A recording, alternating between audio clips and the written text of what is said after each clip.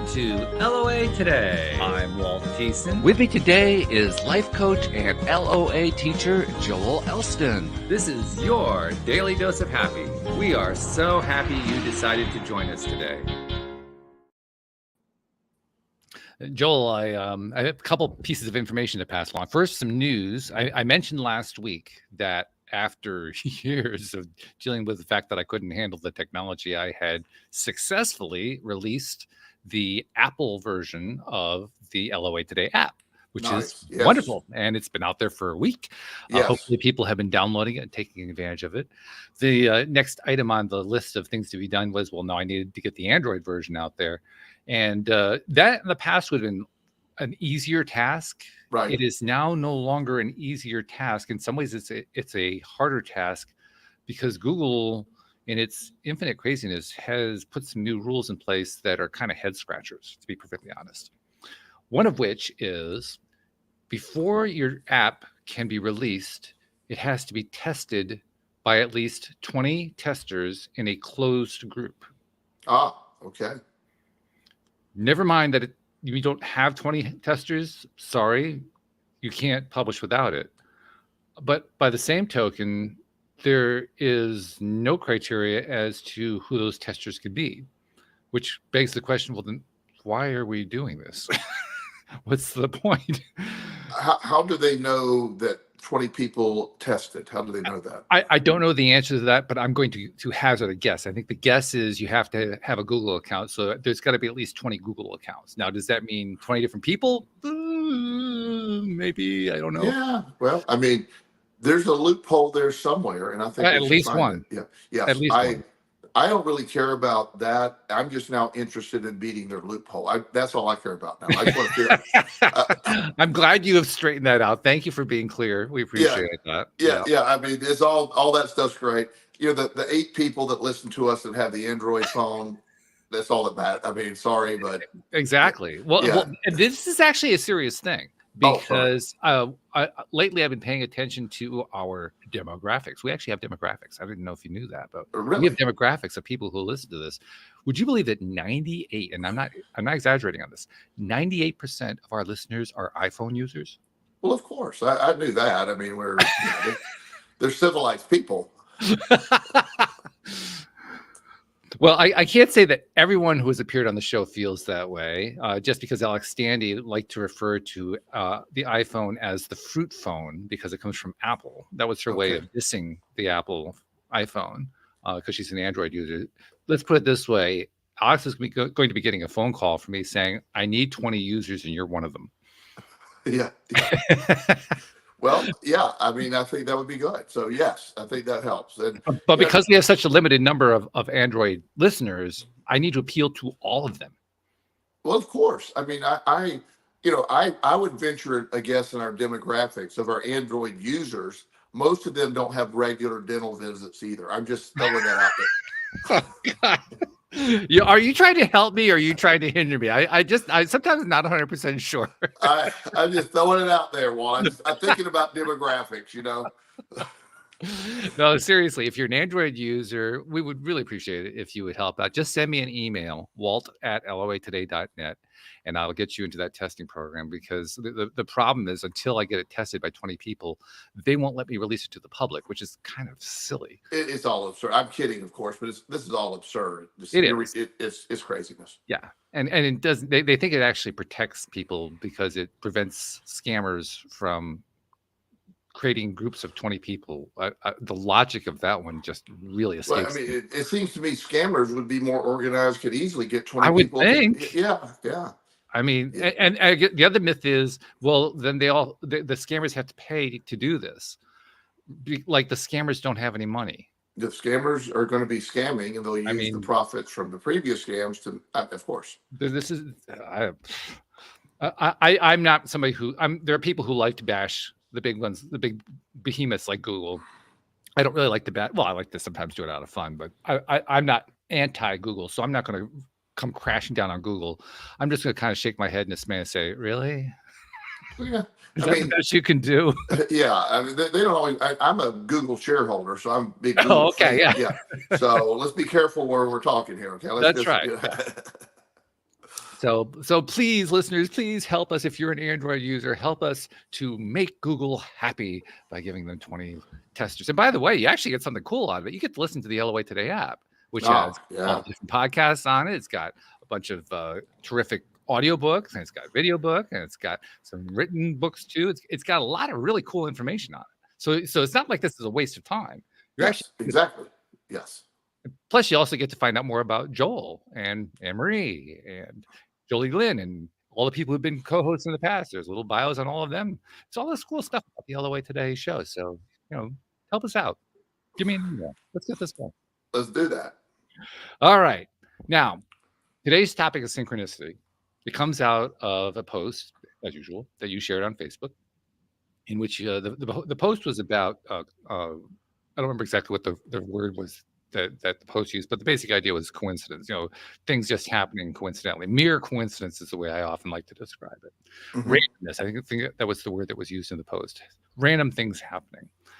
And it kind of stimulated in my mind, well, is there anything that's really random? Because that's what I used to believe years ago. And now I realize, no, nothing's random. It's all connected. At least that's what my belief system is. But that isn't necessarily what everybody's belief system is. So I said, well, that's a topic. Absolutely. Why don't we kind of explore this a little bit? I have an odd connection to the coincidence or synchronicity is sort of it's the same bedfellow as placebo. If that makes sense, it makes total sense. Yeah, so it's there's people that say, well, it's just the placebo effect. When I think the placebo effect is an incredible effect. Yeah. So mere coincidence is just discounting the sort of the fabric of the universe to me. There's we all have this the energy that we put out. This is sort of the theory of the law of attraction of what we put out we attract. Well, when we're out there connecting and this goes on, we're the behind the scenes, the destination that we're eventually hoping to achieve in life is an illusion. Mm-hmm. It is simply the illusion exists to allow you to implement the journey to reach your destination. And that's where coincidence and synchronicity, that's how you met these plot twists where things turn left and turn right, and people discover something that they never would have discovered. And it's very few people. I posted earlier today also that my life has not turned out remotely in any way, shape, or form as I intended it to turn out. It hasn't. And as I said after that, made a statement, thank God. Yeah, right. Thank God. It's far better. But the crazy chain of events that has me sitting in, on the suburbs of Richmond, Virginia right now, doesn't seem possible. There's a bunch of crazy chain, seemingly non-connected chains of events that put me in the right place to meet this person that led me here to leave. And that's the fascinating part for me. That's why I sort of enjoy life so much. I get up every day expecting that. I'm looking for that. The people that come into my orbit, the seemingly benign encounters can sometimes just lead to amazing things. And it's just, to me, it's just exciting to watch happen. So watching that all unfold and how anybody, and I'm not judging anyone, everybody has different experiences in life, but I just find it hard to not see it. It's just it's so out there. And when, I always tell people pay attention to every connection, pay attention to every situation, even the ones that are seemingly annoying, or they put you in the wrong place at the right time, or right time at the right place. There's things that are going to take place that seem to maybe divert your path, but maybe that diversion is necessary. Yeah. Well, I can take it a step further. I can tell you that before I came to not just understand, but to accept that this concept is not just a concept, that it's the way life really is, I was kind of honestly afraid of it. In fact, I think it's fair to say that I dreaded it. Really? Like there was a piece of me that said, oh God, if that's true, I mean, this life is crap. This life is foobar. That's literally the way I thought about it. Wow. And so when I remember some of the first times you and I talked about it in the early years of the podcast, we would talk about this kind of stuff. Yes. And I was always trying to be enthusiastic because that's what you do when you're the host of the show and so forth. But there was a piece of me that was saying, oh God, really? Yeah. That's where we're heading. I don't know if I can handle this. Please, can I get off this bus? Yeah. Well, and a lot of people that have that attitude, and they sort of get stuck in the grind. Uh, the idea that as we age, as we sort of just accept life on, as it's sort of delivered to us, and our expectations of change or new connections sort of falls off. And so, of course, now we're not putting out there, so it does tend to go that way. But what an amazing concept when you realize as long as you keep this going and you keep putting yourself, it's an amazing way to do it. It feels so, just everything that happens, on any given day, the odd, I have this funny thing that happens at least once or twice a week.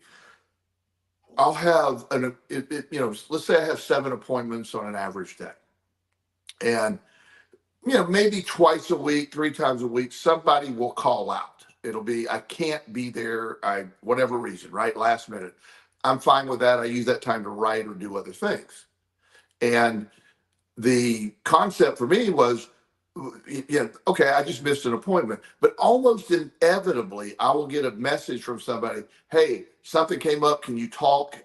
And I'll say, you're not going to believe this, but I had an opening that just literally 5 minutes ago is now, and that happens so much, well, a lot. Yeah. I experience more and more of the same thing myself. I know for the longest time, like I said, I was kind of afraid of it. So even if I did notice it, I would dismiss it. I think it's where the dismissal part comes from. We get afraid of it. But there were also lots of times when things like that would happen, and I would just miss it. I would just not notice it. Right. I think that actually happens more often. I think it's much more often that the coincidence happen, and because we aren't paying attention to it, we just don't see it. It's just, it's kind of like one of those slapstick movies or something where, there's this crazy thing going on in the background. The lead character has no idea it's happening. Everybody that, with the people watching the movie, they can all see it happening. The lead character is completely oblivious to it. It's that kind of a thing. It is.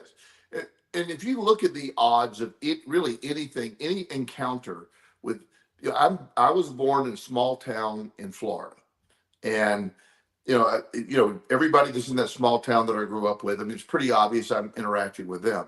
But as time has gone on, and I've slowly worked my way up, up the coast, so to speak, over years, there were meetings, there was connection, and a lot of times it was calamity that made us connect. I mean, my story in particular, all my connections now are basically made from the total debacle of my 20s, where everything just fell apart, and it put me in a whole so my career, there is no way that I ever could have imagined when I was 15 years old that I'd be doing what I'm doing, much less in Richmond, Virginia. It's just, there wasn't a plausible path here.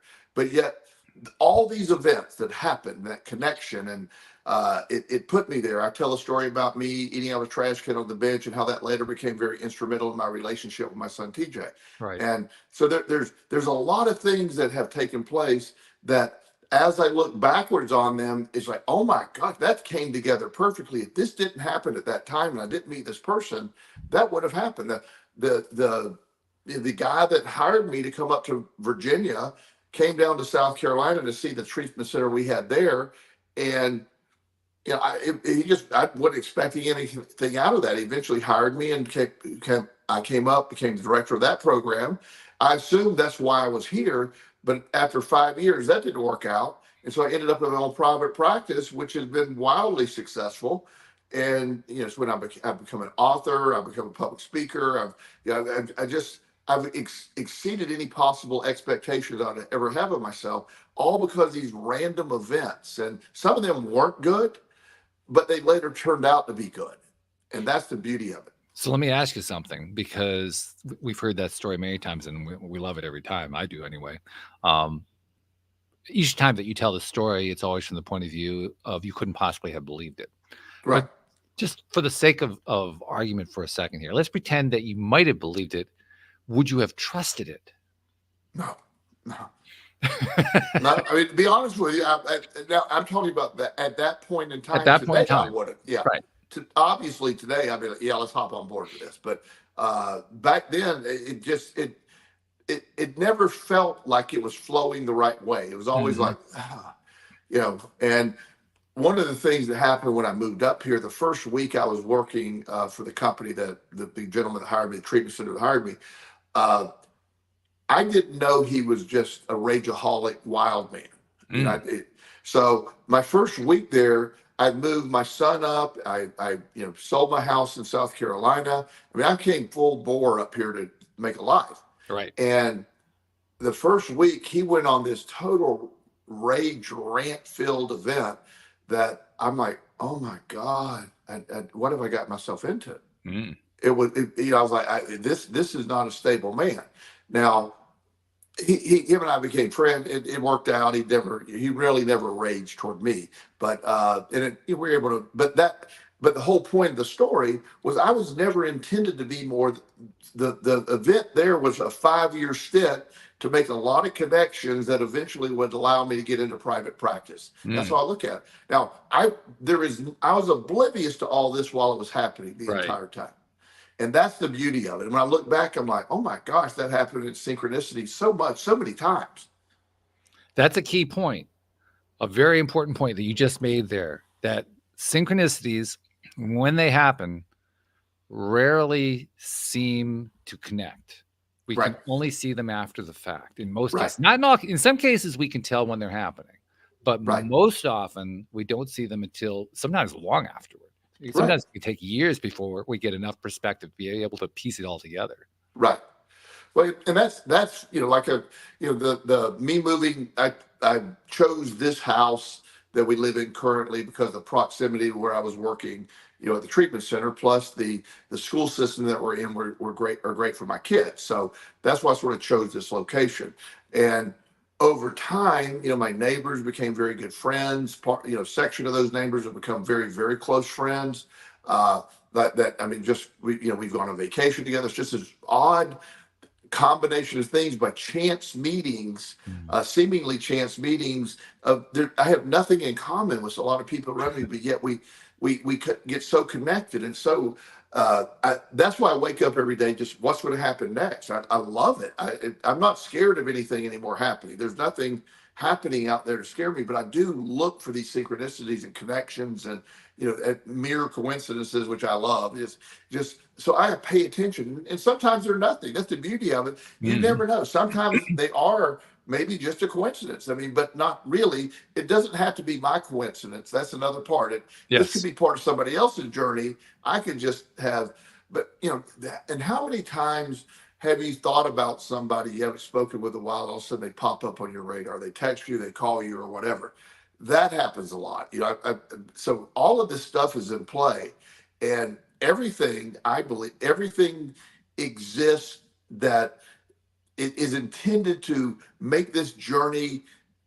It all works together with all the people, but it's intended to happen to have your journey continue. There is no destination in my book. This body one day will die, but there's not a place that I'm going to get to physically here that I'm going to be like, okay, well, I'm wrapping it up. And some people actually like that idea. They're going to retire and just sit on the beach and they're going to be fine with that. I have no problem with that. That's not going to be my journey. That's my journey is going to be, something. We still have some crazy coming up. I still have plenty of crazy left. I promise you there's crazy left. Yes, which is a good thing, by the way. I know you're not saying that in a way that's scary. Oh, no. Just my world is always, Right. Exactly. Yeah. Now, this also ties to talk about synchronicity. We talked about synchronicity in the earlier episode today. And I knew we were talking about synchronicity in this show. So probably there was a piece of my subconscious mind that was bringing that in. But what really blew my mind is how deeply and how quickly we went into it with almost no input from me. I mean, my guest for the day, our guest, Anne Marie, and my guest, just went off the deep end on it almost immediately. And I was sitting there listening to her as she's talking and loving what she was saying and thinking to myself, this synchronicity stuff, we put words like mere next to it, mere coincidence, just synchronicity. And there's nothing mere about it. There's nothing, it is all connected. And I think the key thing that makes it more meaningful, makes it more real for me in terms of my understanding, in terms of being aware of it, is when I'm just letting it be what it is. It no longer matters whether or not it's a coincidence or a synchronicity that's leading to something for me. I think that's what you were kind of pointing to a moment Right. ago. But Right. I kind of take it to the step of, I don't know who this is working out for. I know that in the long run, in the broader scope of things, it's working out for me. I can't necessarily see, I usually can't see how it's piecing together for my own situation. But it's also playing out in ways that I never see, not just for myself, but for other people. In fact, that's one of the things that I like to do when we have a guest on. I like to say to the guest, on behalf of those people you've never met, never seen, never will meet, never will see, thank you for what you are putting out there to people who are consuming it in ways that you never know about. Because you never get thanked for that, but it's important because you're helping people all the time. That's the kind of thing that I'm talking about here with Yes. synchronicity. Stuff comes out of it that we never even see. We were never Oh, aware of it. And well, it plays out anyway.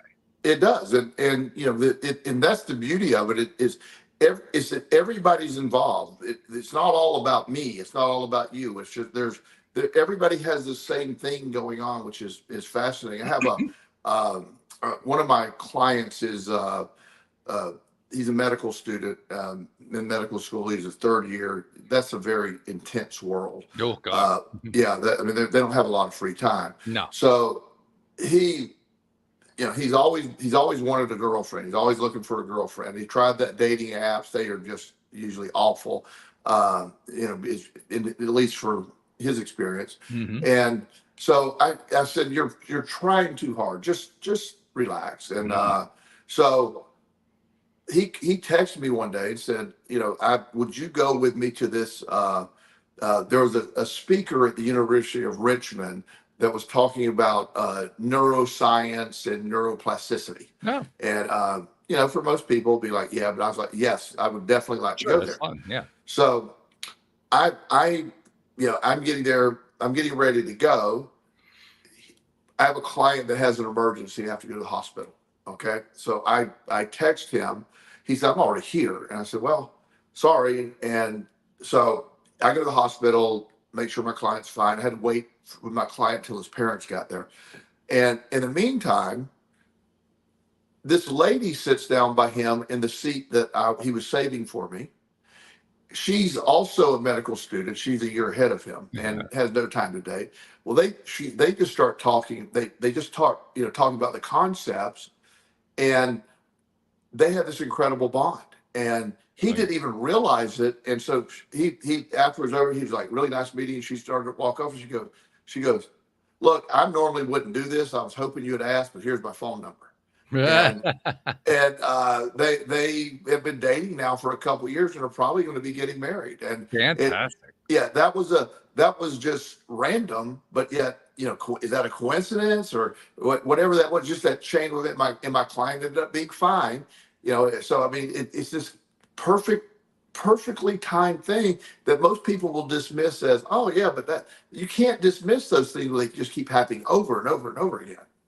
I have also come to the realization that I no longer believe in randomness. That's a big deal for me because I always had a very strong mathematical bent to my way of thinking. And the theory of randomness is a big part of mathematics.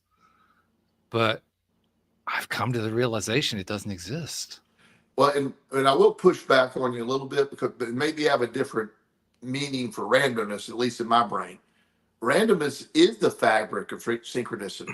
It's to me, and again, I'm probably using it out of context, but in my mind, it's like a big soup. It's just our energy takes from the random and makes it connected.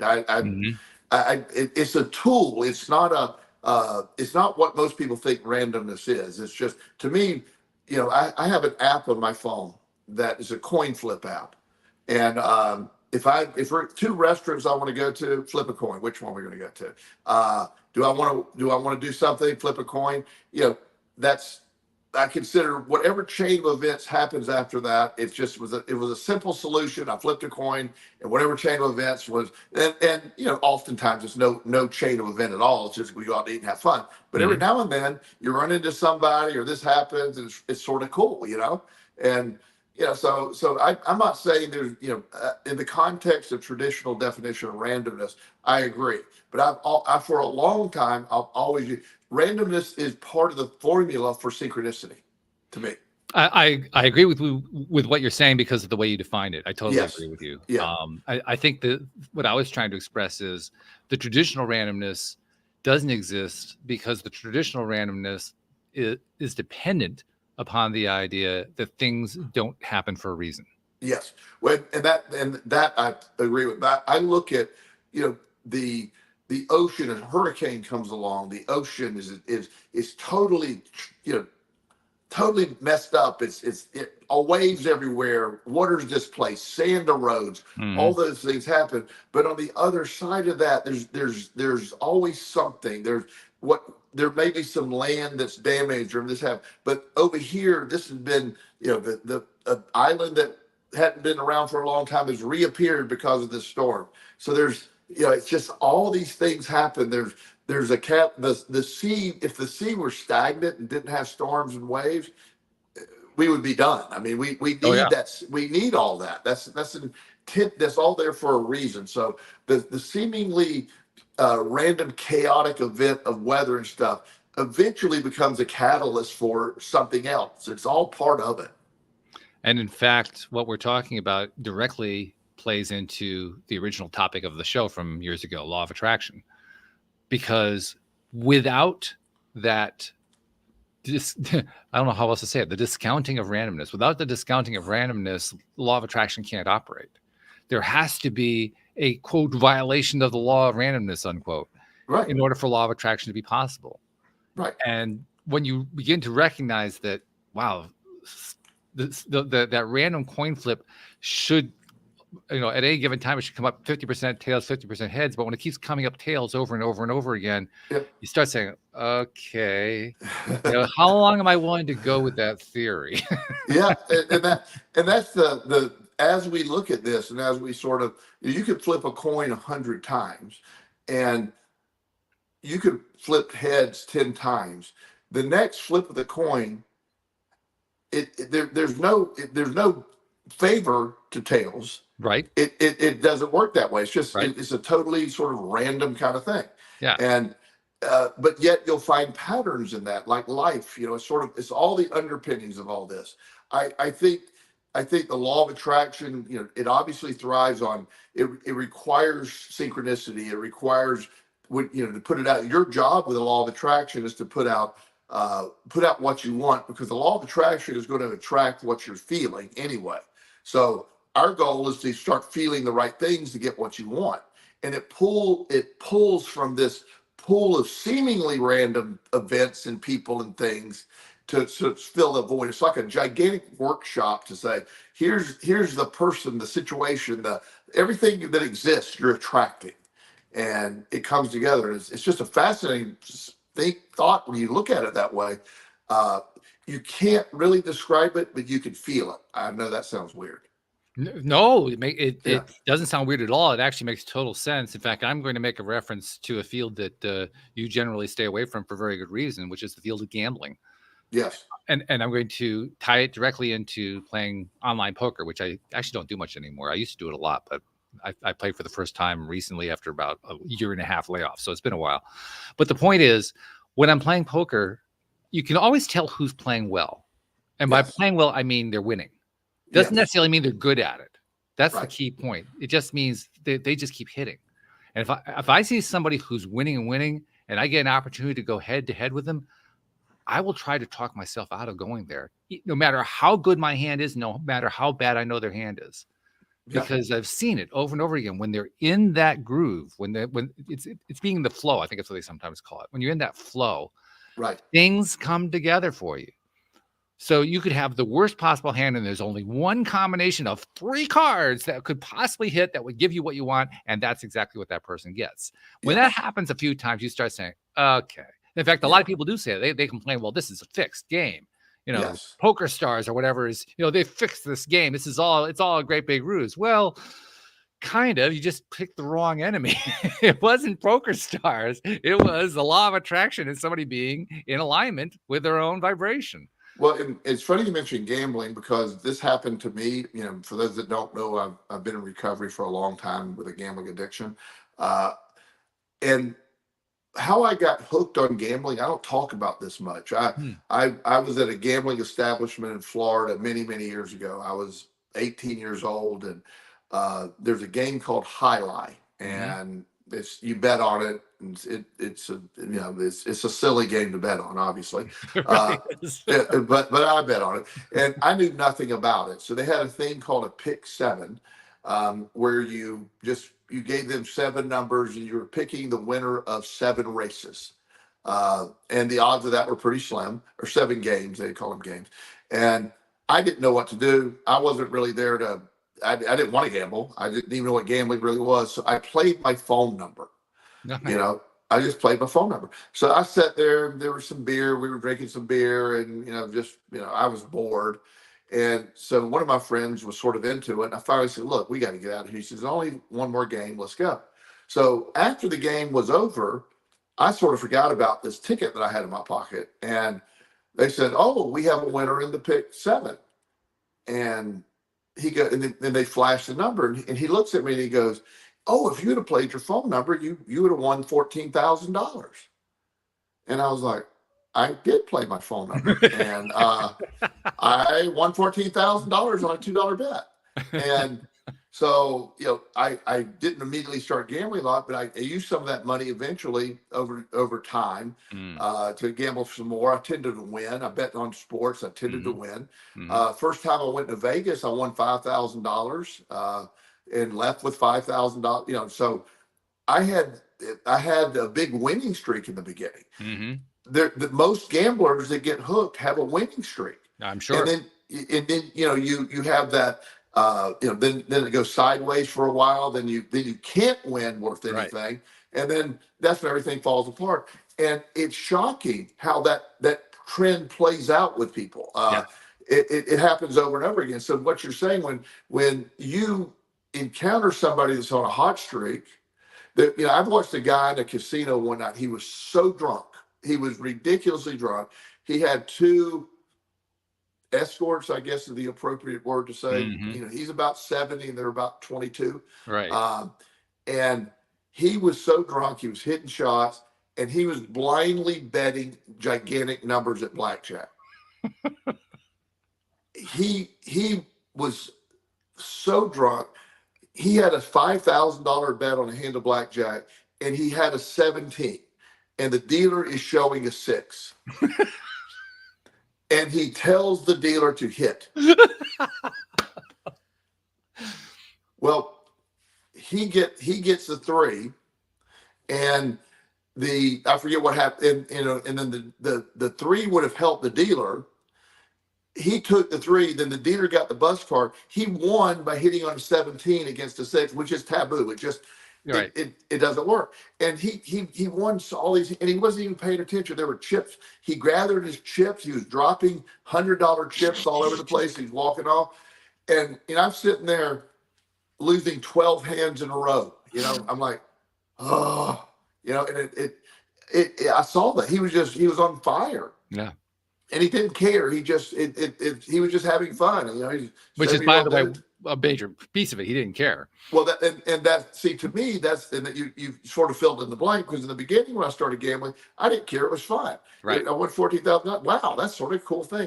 But when I started doing it more and more, and I started like getting mad when I would lose, then it became a big event. Oh yeah. And then it occupied my brain, and then it was always, well, I'm going to win and I'm going to quit. I'm going to win. I'm going to quit. And you never do that. So, but gambling is a great example of that. People, when I was selling insurance for my father, which was a miserable job, by the way, I hated doing insurance, but the selling part I was good at, the paperwork part I was not. But, I would go sell, I was, 22, 23, I'd go sell these gigantic commercial policies, and and I would walk in, don't even really know what I'm doing. I just talk and and say things, and they basically, if somebody else had did the proposal, I just presented it, and I was always getting these deals. As my things fell apart for me and I was desperate for money, I couldn't sell anything. My energy, I couldn't sell. I mean, I got embarrassed at even going in. They're not going to buy from me. I had this very negative inner dialogue. So as our perspective, changes and we see things differently, that affects all of this as well. But when you're expecting great things to happen, you're expecting your life to be going forward.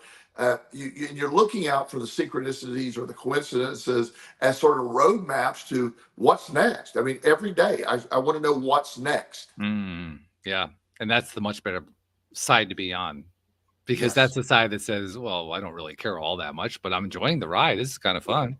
Yeah. Well, and like this journey that I keep talking about, I love my journey. I have no idea, I'm capable of picking up everything and moving across the country tomorrow. I could. Mm-hmm.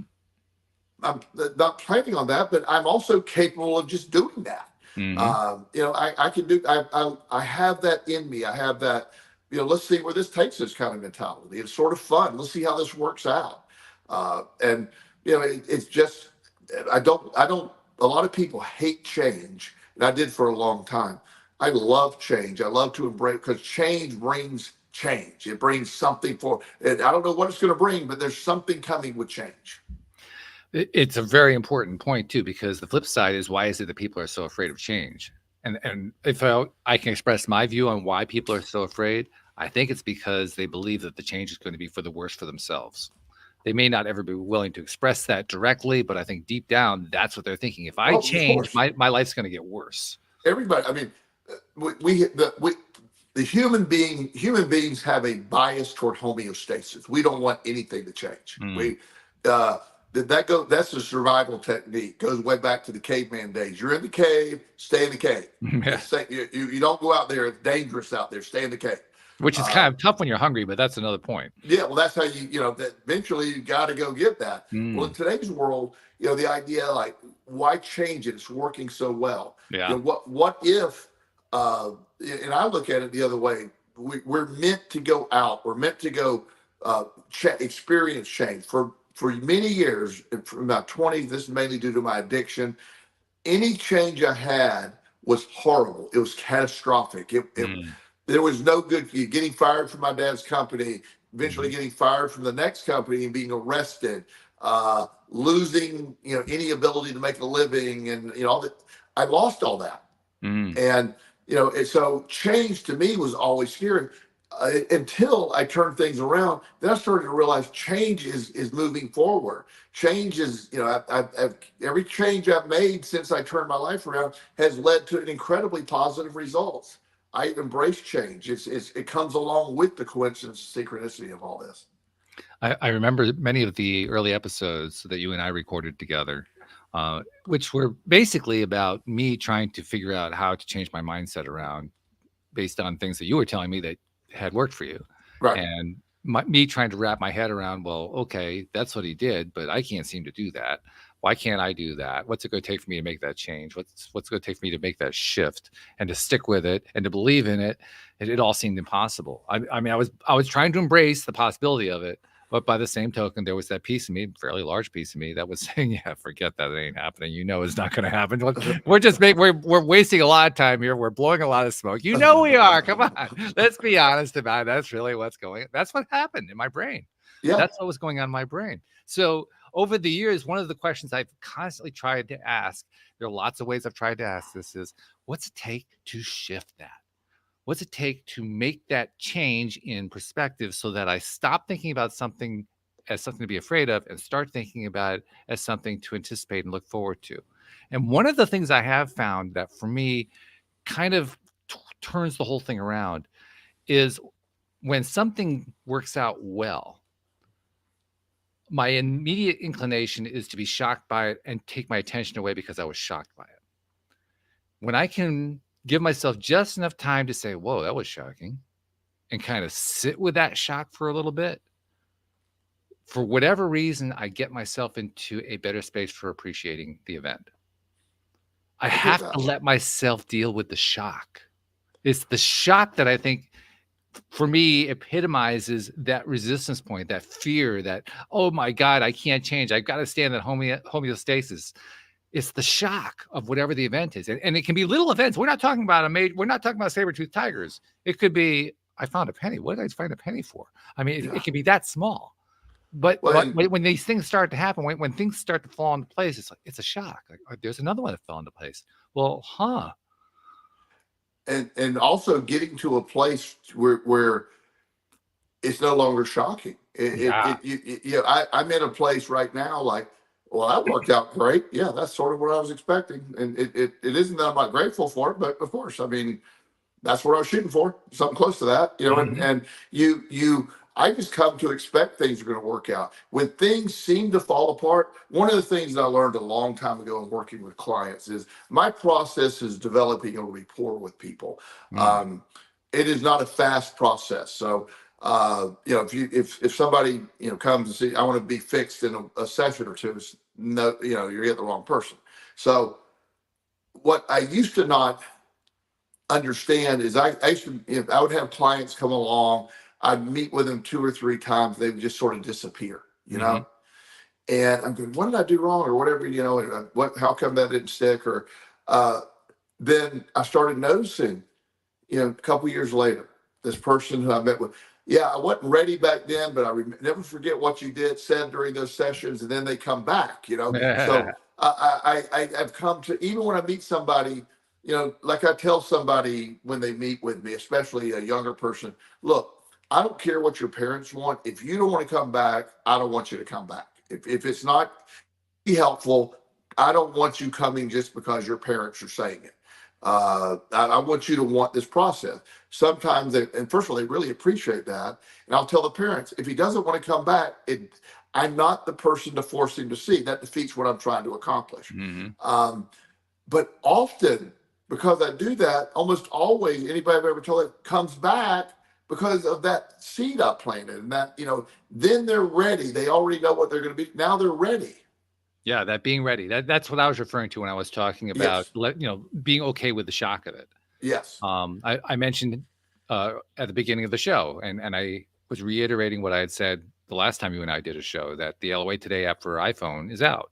Well, the day that I made the breakthrough, that because I had been doing a lot of things that needed breakthroughs, and I'd gotten through a lot of them, but there was one final one that I was just like pounding my head against the wall, trying to figure out, how do I get this last? If I got the feeling, if I get this last thing done, the thing's going to publish, Right. which is exactly what happened, by the way. But up until the day where I tried the thing that I needed to try, I'd actually got myself convinced that this is a waste of time. I'm not getting anywhere. I mean, I've been going at this for weeks now. I mean, literally weeks. I had fixed the app a month before. I was trying to publish it for that last month. And Wow. all the little pieces that are involved in publishing it just kept defeating me, defeating me, defeating me. You get that happening often enough, you start to believe it, Absolutely. Yeah. But for whatever reason, I woke up that morning and I knew what I was going to try. I always have some idea of what I want to try next. I knew what I wanted to try. For some reason, that morning I woke up and I said, this is a good day to try it. It wasn't a dread day, if you know what I mean. It wasn't a Absolutely. day of, oh God, this is another one that's going to fail. It was, this one feels better. And what was really amazing about it is it worked the first time I tried it, which was, I don't know how to describe how rare that is when you're up against it, especially with software. When you're trying every which way to make a software work and everything you try doesn't work, the idea of getting it right the first time, that's kind of like, hitting the lottery. Yeah. That doesn't happen. Well, that's exactly what happened. I hit the lottery that day. Yeah. Yeah. And that's and that perspective, and then when you allow that as a possibility, that then becomes more of a possibility, when you That's right. start realizing that. And that's sort of the thing, is just getting to a place where, you know also to me, the main thing to understand the law of attraction, you're going to attract whatever you're going to attract, but it doesn't always show up as you planned it. It It doesn't always almost show never up does. with, yeah, I mean, and it's people that implement the law of attraction tend to, my theory has always been, there's basically two categories. You want a relationship of some type using the law of attraction, or you want more money. It's usually those two categories. I'll throw health in And there, but I get your point. yeah, generally the most people I deal with, but health comes, as a certainly third, I would assume. But you almost always end up seeing the results in the subcategory of what you intended more Yes. than you did. It almost always happens. Yes. You and I have shared that experience with a guy a long time ago. Don't remember his name, but he literally commented on the show. He said, "Look," he said, "I've been using the law of attraction to. I need more money. That hasn't worked." And we asked the question, "How's everything else going?" "Oh, everything else is great. My health That is was the guy in improved." California. I Yeah, remember that yeah, one. Yeah. yeah. My health has improved greatly. My relationship's better, but I haven't got more money. I go, well, Right. you're doing it right with the other categories. You're doing too much. You're overthinking. You want it too much on that. So that was you see how that can happen. Yeah. And God, yes. Yeah. I don't have to just see it. I feel it. I experienced it. Yeah. We've all experienced it. Yeah. Money for me for the longest time was, because I have a gambling addiction, money was a big, I have a really weird view of money. Money is scarce to me. I never had much, I gambled it all away. I lost a lot of it. So money for me was something that I worked really hard. I never understood why I couldn't get ahead. I was showing success, but I barely had enough every time. And once I understood, I was focusing on the lack of money, and my drive was worrying about money. Once I just sort of let all that go, it doesn't make the top 100 now. Money's not a thing anymore. It doesn't, and I'm not trying to be Mr. Big Shot or brag. I'm saying money comes easily. I have plenty of it. It's something that I'm not worried about anymore. But it's amazing when you adjust your perspective of it, how you can start attracting it, and the events, the synchronistic events that will lead to more of that. It's just, I have business deals call me.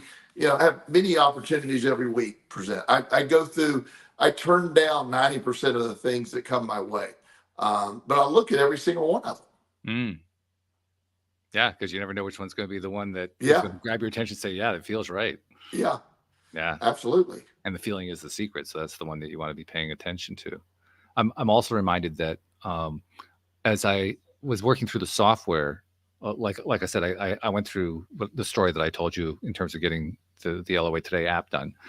And I am up to the point where I described earlier with the Android version of the app. While I'm waiting for that to play itself out, while I'm waiting for listeners who are Android listeners to send their emails in so I can get them into the test program, I'm not just sitting around. I'm going on to the next project. I have like 4 different software projects in mind. That was the first one. Okay. So the second one is for my gardening service. My gardening service desperately needs to have a much better estimating piece of software than what is commercially available. And I use commercial software. It's the best one that I could find in the price range that I can afford. It's really not great. It actually is pretty miserable in some ways. The ones that are really good, I can't afford because they're like thousands and thousands of dollars a month. And it's like, well, forget that. That's going to wipe out my income. So I can't go with that one. So I'm writing my own software. Well, the last time I'd worked on this project, I hadn't gotten very far with it.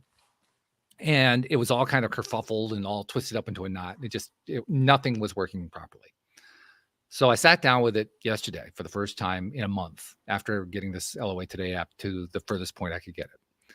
And I felt pretty good sitting down because I just got the LOA Today app to work. Okay. So, hey, I was feeling pretty good. Okay. So I started going after the first thing, and it was something that I remembered pretty quickly. Oh, yeah, that was really frustrating me. But today I felt a little bit better about it. So I said, I think we can get through this. I've been using AI to help me. I'm loving AI, by the way. AI has its limitations. We did a show on that, but it also has a real positive side to it. It's really very helpful.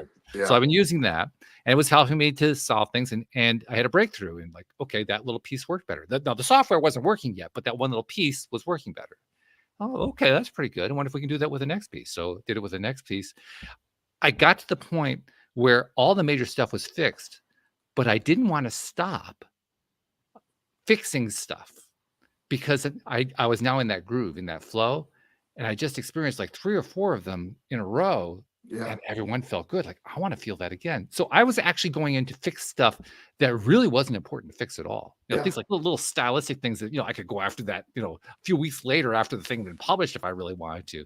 Right. But because I wanted to get that hit of, and I knew I knew there was a very good chance I could fix it right there. I could get that hit one more time, get that feel one more time.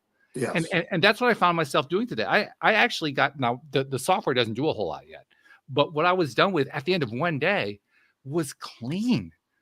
because I was getting all this energy out of fixing all this little stupid stuff that didn't matter. Well, and what my business brain goes to when you tell me that, first of all, great story. Second, the software out there that is good costs thousands of dollars a month. Right.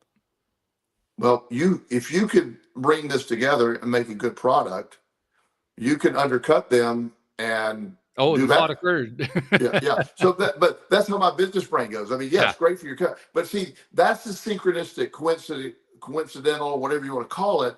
That's the stuff that happens. You're working on your app. That's how fortunes are made. That's how you never pay attention to everything. Don't discount anything. And that's why I like to listen to all the deals that come my way. Some are great, some are terrible. I like to listen to them all, but I also, one of the greatest ways to make money is find areas that there's a need. I would never have thought about gardening estimators as being a need, but it clearly is. Yeah. Now, the fact that you're doing this, if you get a solid product that somewhere fits in between the cheapies and the expensive one, you might have a gold mine in your hands. Oh, I really don't have any doubt about that. Yeah. Yeah. And that's the stuff that I love. So there's always something like that out there. Some of these most ingenious, the idea, the most simple idea of Uber, for example. Mm-hmm. I'm just angry I didn't think about it. It's just it's so simple. It's now, I never would have had the technology skill to get, but the concept, like, why didn't I think of that? Why, Airbnb? It's just, these are really simple concepts of when Uber changed the world. I mean, the way it changed. For example, cab services don't really exist the same way they used to exist. True. Yeah. And you're right. It does change the world. I think my cat is wanting a whole lot of attention right now. So if you hear the microphone being knocked, that's what that is. But I think the point I was trying to make is I could get myself all wrapped up with, oh my God, this could become a thing. I could make a lot of money doing all this. And I'm deliberately not doing that. No, yeah. And that's the strategy. If you do that, I promise you it won't. It won't. Exactly. But that's sort of the touch you need to put on it. That's the finesse of it. That's right. Plant the seed. It's there. Hey, if this works out great, I can do it. But don't make that your point now. Stick with your original plan. Yeah. You want to make good, and you're the beta tester anyway. See what this goes. If it's something there, great. If it's not, but don't just get stuck on it. Like you getting stuck on stuff like that keeps other things from happening. That's right. And I don't know that you don't discover something within this process that will be applicable outside of this project as well. Oh, I know. I already know a few of them for a fact right now. I mentioned I've got 4 projects. A third one I just came up with about a month and a half ago, and I've done a little very, very simple non-software testing to kind of reconfirm something that I've already known for years just from doing this podcast, which is we need connection. We human beings need connection, and I'm realizing people are all very, very interested in social media, have been for quite a few years now, about 20 years now, that it's really kind of taken over the planet. The thing that a lot of people point out is that social media has a lot of flaws, and we could go to town with what those flaws are. But for me, that adds up to one thing. There's actually no socializing. It's called social media, and there's no socializing. Yeah. That's like it's like this massive hole. Like, wait a minute, why are we calling it social media when there's no socializing? Yeah. So I'm thinking, what we need is an app where there's actual socializing, where kind of like what you and me do. We do these video talks. Right. We have these conversations. That's where you make real connection, and that's what social media needs. Well, yeah, and there's. Yeah, the idea that social media, first of all, the definition of it has been it's way out there. Oh, it's crazy. Yeah. So, I don't think there's been a more negative impact on sort of socializing than social media. Yeah, right. It really, making a connection, dating now with the apps, and I don't get a rant on all that, but the app is you're only looking at somebody's best picture they could possibly come up with, and whatever clever line they could put in their bio. that's what you're dealing with. You're not getting the person's essence, their actual human. You're missing that. It's like it's the metrics used for that aren't really solid in what, at least what I would be seeking in a partner. But yet it's what mainly exhibits. And I have a really, really dear friend at this point. He's a client as well, and he's a 45-year-old man. He's divorced, and he has this incredible energy. He doesn't take a great picture. He doesn't, he's a sort of a little geeky in the Star Wars kind of thing, but he's hilarious. And he doesn't translate to the apps real well. Right. But in person, there's nobody better at making a connection than him. Yes. And, that's that sort of, also social media sort of inhibits synchronicity and coincidence sometimes. But when you're doing it all like they're doing, you're taking away the chance meetings a lot of times. Yeah. Well, I'm not sure how to introduce the chance meetings, although I suspect that there's a way to do that. But what I do know is what I've been learning from building the LOA Today app and what I'm learning from building the Gardeners app is going to enable me to build a very simple app that makes it possible for people to do the kind of connection you and I are doing. Yes. And see, I would love there to be rooms like, I could sign on one night. I want to talk about the law of attraction. Somebody can pop on the screen, want to talk about the law of attraction. Or whatever. I mean, I can see that having real communications, having mastermind meetings online is something that I love that idea. Just have mastermind groups where five to 10 people get together and just sort of do ideas. Right. And it's also sort of funny when there's tons of law of attraction groups online. Oh yeah. And I used to belong to all of them. You were busy. Well, I mean, I didn't participate always, but I had them, and then I realized it was, and I don't want to sound arrogant, but it was very remedial. And the arguments and stuff, I'm like, I got rid of all of them because they weren't, it just was a different thing. They were mistaken what it was. Yep. And, and I just, and then once somebody would look at my bio, then they're like, oh, well, I ask all these questions. I'm like, well, we're not going to, this isn't going to work because you have a false interpretation of what we're trying to do here, Yeah, I know exactly what you mean. It's part of a human tendency, I think, to want to say I'm right and you're wrong, but it's also part of just lack of information and lack of connectivity. I really think lack of connection is the biggest part of the whole problem. Yes. Even the people who are trying to be right, who are trying to say, well, you have the wrong approach to law of attraction, I have the right approach and all that. For the most part, they're people who really are having trouble connecting. Right. Well, what is also lost when you're having a physical, a connection with someone, an actual connection. I can have somebody could, online, they could, cuss me out or say all these evil things. They would never say that to my face. No, never. And I'm not because I'm a big guy, strong. I mean, that might be part of it, but let's be perfectly honest, Yeah, but that it wouldn't end well. But my point is, but that's not what I'm talking about. I can have, I could be somewhere that a 12-year-old boy playing a video game could call me every name in the book. And if he were in my presence, he'd be scared to say a word. But he's empowered by the anonymity of it all. And so that's even that's a lack of connection that empowers that behavior. Yes, that's a great point. And anonymity is valued in a huge way online these days.